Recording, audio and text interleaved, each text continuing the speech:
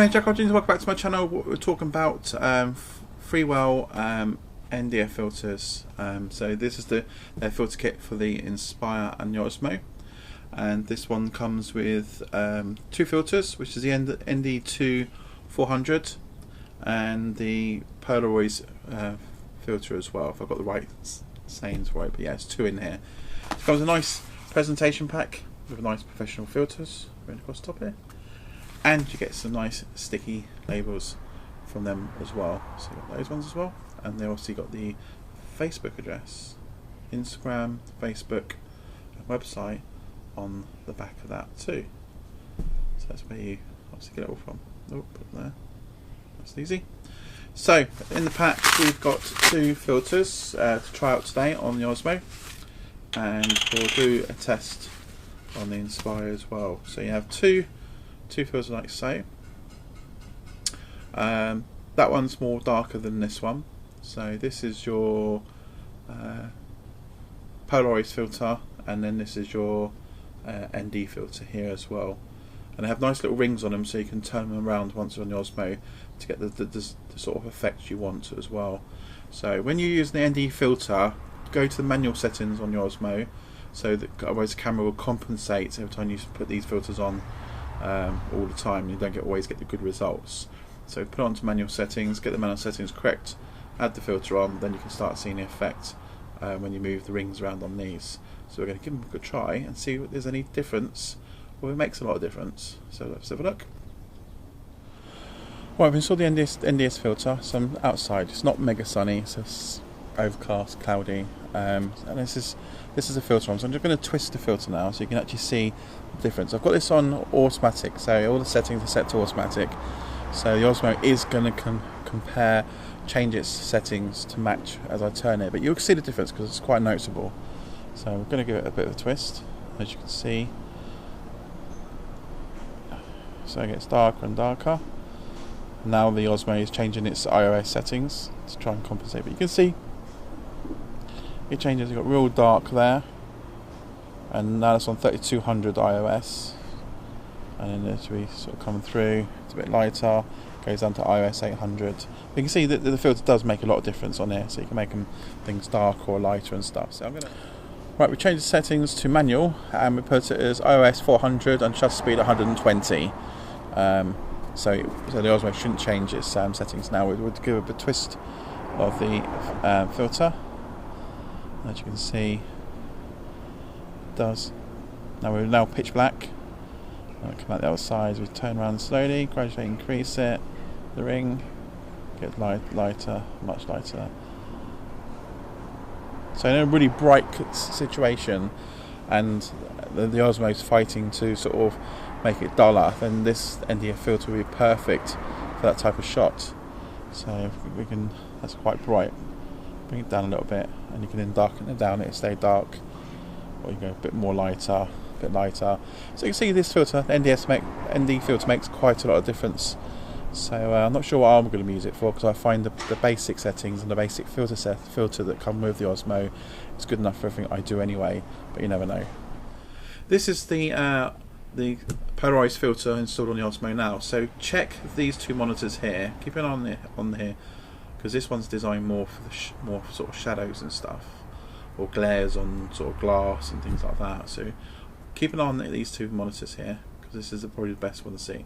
I'm going to twist the filters round slowly, and you can see changes.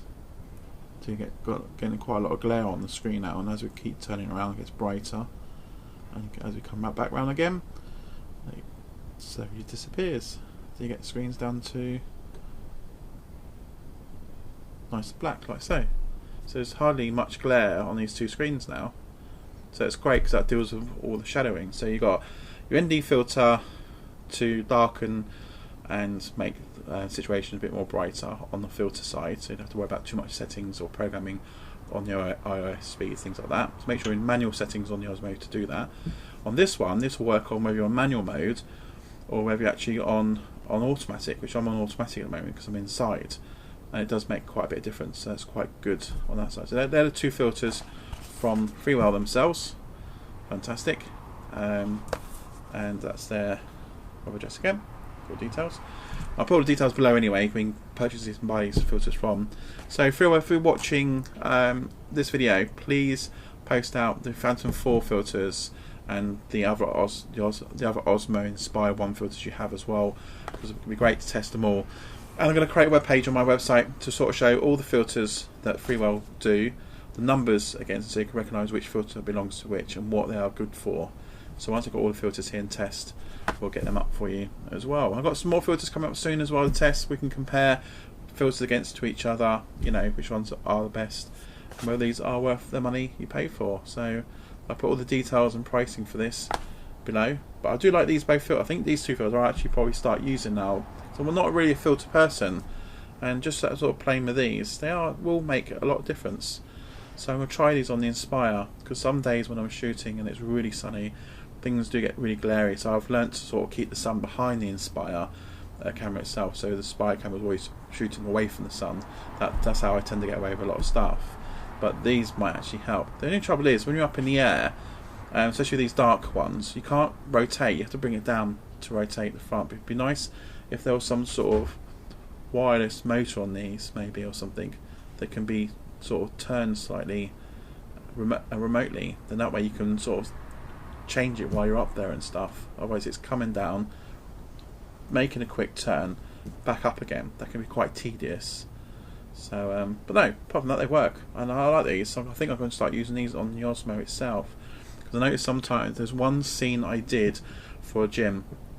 The sun was blaring through the windows, causing a lot of too much light on one side of the video, and I was finding it very difficult. But I just thought, sorry, I'm just going to film it, do it.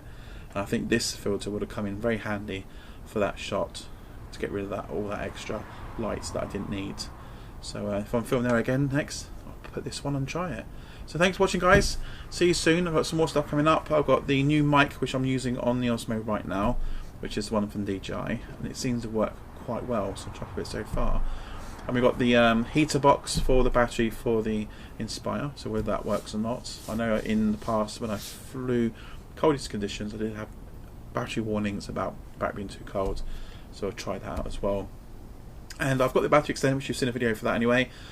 I've now got the 2 extra cables, so I can use the Phantom 4 battery or the Inspire battery, because there have been some questions on that about whether the batteries, because they run different voltages, whether the Osmo will actually work properly with them, because a lot of people are reluctant to plug one in to try it anyway. So we'll put that to a test, and we'll also test the batteries out to see how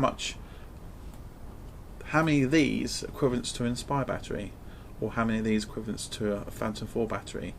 So that'd be handy. And also I'm going to look for some accessories now to see if there's any accessories that allows you to carry the Phantom 4 or the Inspire battery, because it's quite heavy to lug around, that can be clipped onto your belt with the cable coming up to the Osmo. So I've seen some accessories that actually bolt onto the Osmo itself, but having that extra weight on the Osmo holding it in your hand, it can be quite tiring. And obviously with the Osmo mic and my phone all connected to my Osmo, that it can be tiring itself, going around all day, or if you stand around doing interviews with people. But having a battery on top of that will make it very tiring. It might be good for weightlifting, get your muscles up, because it's on hands. But it'd be nice to see some accessories so you can actually slide the battery in some sort of belt or a pocket somewhere you can add on there, and then the cable comes out, and that way you have the Osmo all day long. Because these are a pain in the bum, keep changing all the time, because you have to keep reconnecting back to your wireless every time you reset the battery, which is a pain in the bum, I should say. Anyway, so fly safe, guys. See you soon. Competition coming up very soon, so keep watching this channel, keep subscribing and liking my videos. So if you're not a subscriber and you're watching this, hit that subscribe button.